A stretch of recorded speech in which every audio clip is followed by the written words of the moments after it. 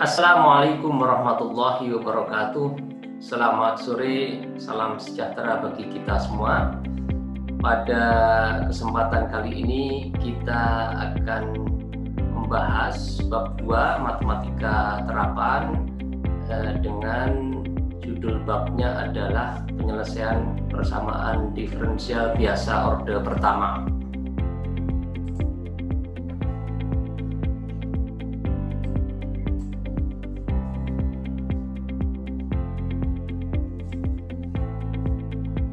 Baik, persamaan diferensial sangat penting dalam matematika teknik karena banyak permasalahan engineering yang dapat dimodelkan dengan persamaan diferensial sebagaimana telah ditunjukkan pada beberapa contoh di bab 1. Persamaan diferensial dapat dikelompokkan menjadi dua kelompok besar, yaitu persamaan diferensial biasa atau ordinary differential equation dan persamaan diferensial parsial atau partial differential equations.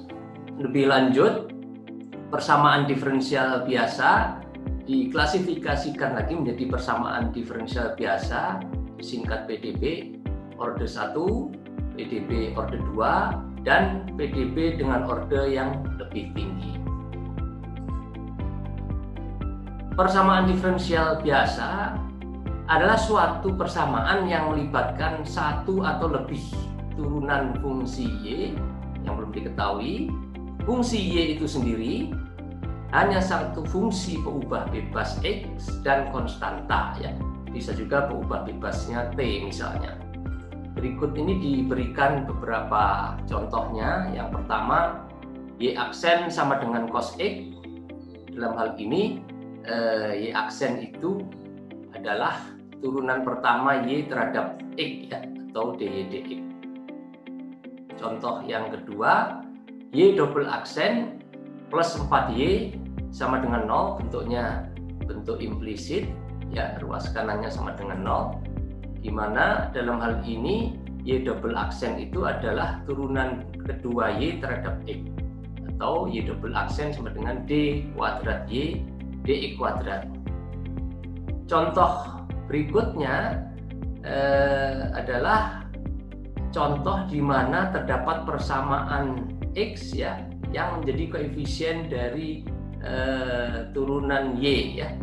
Misalnya X kuadrat Y triple aksen plus 2 eksponen X Y double aksen plus Y aksen sama dengan X kuadrat plus 2 kali Y kuadrat.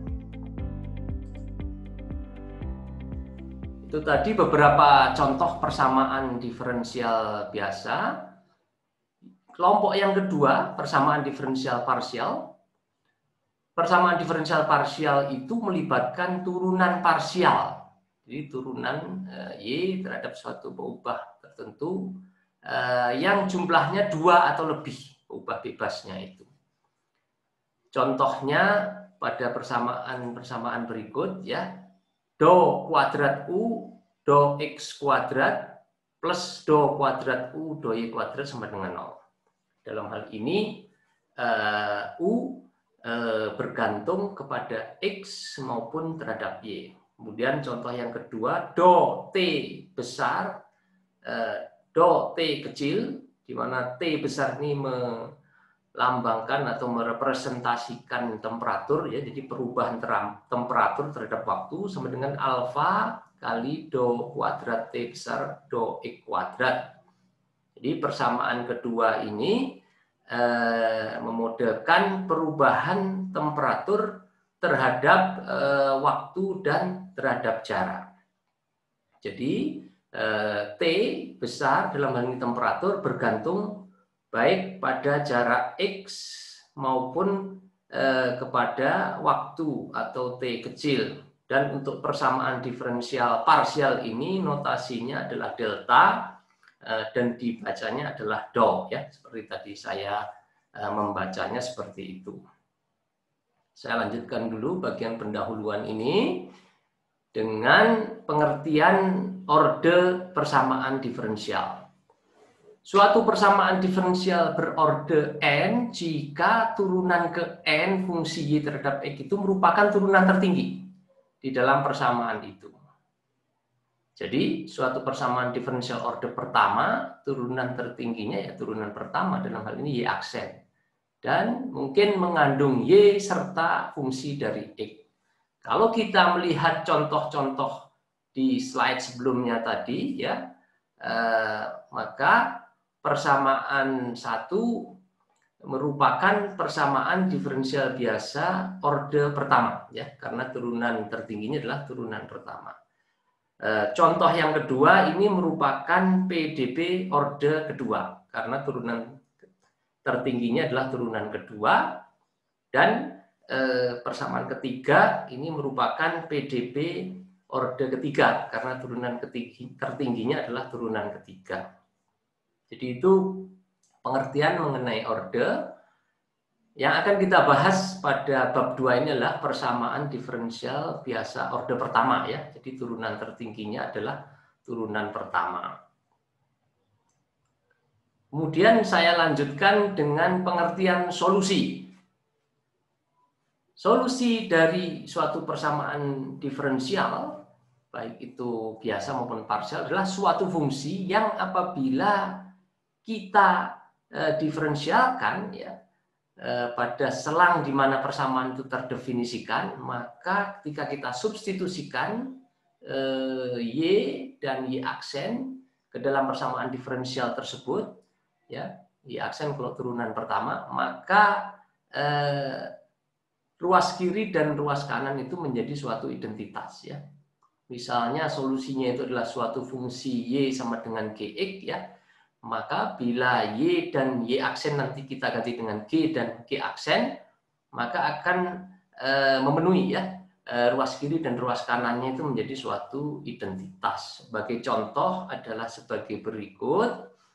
Tunjukkan bahwa fungsi y sama dengan x kuadrat adalah suatu solusi dari persamaan diferensial x y aksen sama dengan 2y. Ya, jadi kita sudah memiliki solusinya y sama dengan x kuadrat.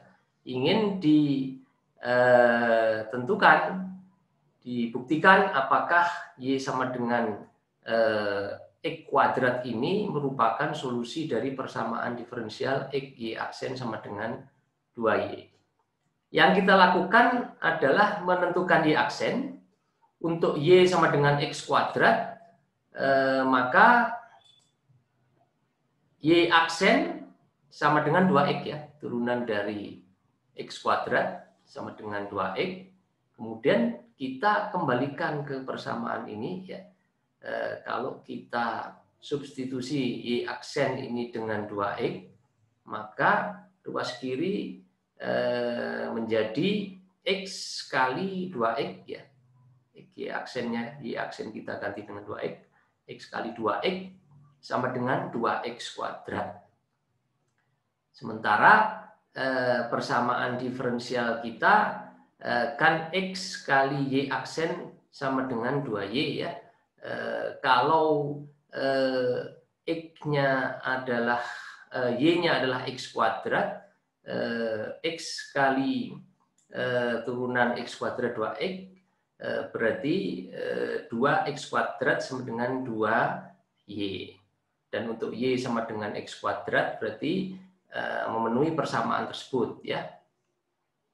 Jadi 2x kuadrat sama dengan 2y sama dengan ruas kanan. Terbukti y sama dengan x kuadrat merupakan solusi dari persamaan diferensial biasa tersebut. Nanti pada subbab berikutnya yang akan kita lakukan adalah bagaimana menentukan solusi dari suatu persamaan diferensial biasa dengan bentuk tertentu. Suatu solusi persamaan diferensial itu dapat berbentuk implisit, ya. Misalnya dalam bentuk g x, y sama dengan 0. Fungsi solusinya itu ruas kanannya sama dengan 0. Solusi demikian dinamakan solusi implisit, berbeda dengan solusi eksplisit pada contoh sebelumnya tadi yang sudah ditunjukkan. Contoh solusi implisit adalah sebagai berikut. Fungsi x kuadrat plus y kuadrat min 1 sama dengan 0. Untuk y lebih dari 0 merupakan solusi implisit bagi persamaan diferensial persamaan diferensial y kali y aksen sama dengan min x. Bagaimana kita membuktikannya bahwa persamaan implisit ini merupakan solusi dari PDP y aksen sama dengan min x? Ya, caranya sama. Kita turunkan y-nya. Nah, agar bisa diturunkan y-nya menjadi y aksen yang nanti kita ganti di sini, maka kita harus menyatakan fungsi x kuadrat plus y kuadrat min 1 sama dengan 0 ini menjadi suatu fungsi eksplisit dalam bentuk y sama dengan fungsi x. Ya, jadi ini bisa kita tuliskan y kuadrat sama dengan 1 min x kuadrat, sehingga y sama dengan akar 1 min x kuadrat.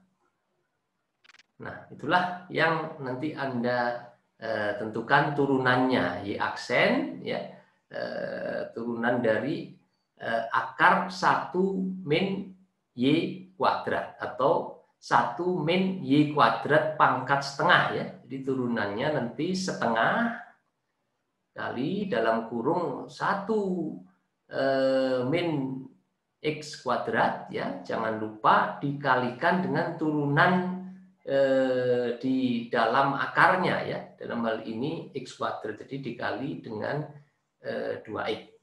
Lalu disubstitusikan ke persamaan y kali y aksen.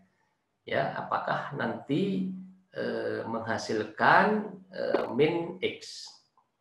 Kira-kira seperti itu, ya, cara membuktikannya. Tapi kita masih di bagian pendahuluan. Yang saya tunjukkan di sini adalah konsep solusi, ya. Solusi dari suatu persamaan diferensial itu bisa terdiri dari banyak solusi, ya. Bisa merupakan solusi jamak. Misalnya persamaan diferensial y aksen atau dy dx sama dengan cos x. Ya, nah, menentukan solusinya dalam hal ini kita integralkan, ya. Y aksen dy dx sama dengan cos x, jadi dy sama dengan cos x dx, sehingga y sama dengan integral cos x dx. Integral cos x itu sin x, ya, tapi plus konstanta karena merupakan integral tak tentu. Jadi untuk C sama dengan 0, ya, solusi dari persamaan diferensial ini Y sama dengan sin X. Kemudian untuk C sama dengan 1/2, solusinya Y sama dengan sin X plus 1/2 dan seterusnya. Persamaan Y sama dengan sin X plus C dengan C sembarang merupakan solusi umum bagi persamaan diferensial tersebut.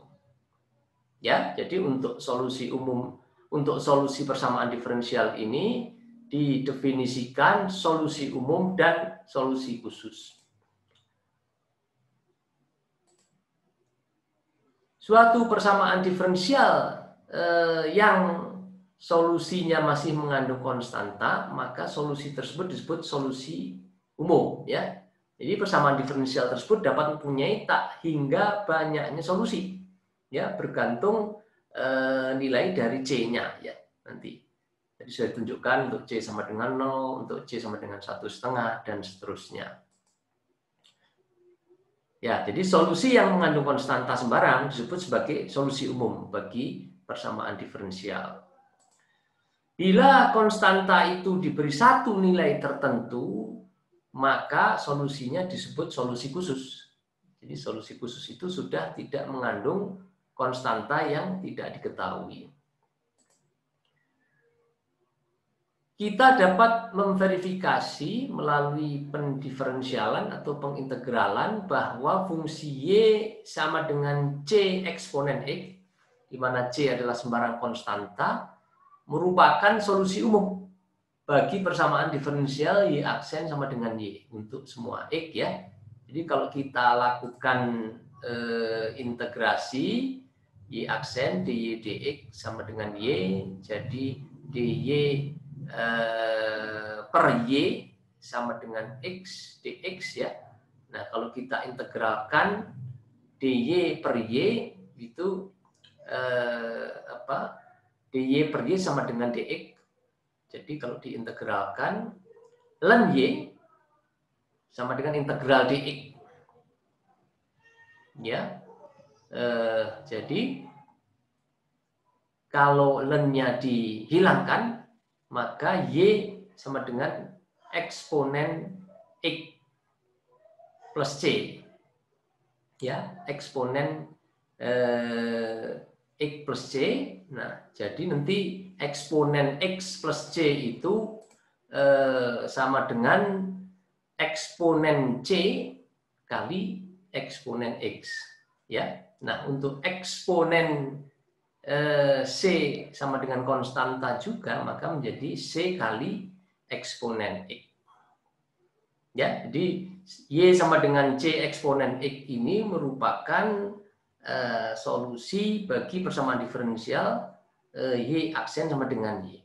Ya, Anda juga bisa lakukan pengecekan, misalnya Anda turunkan Y sama dengan C eksponen X ini turunannya adalah C eksponen X ya.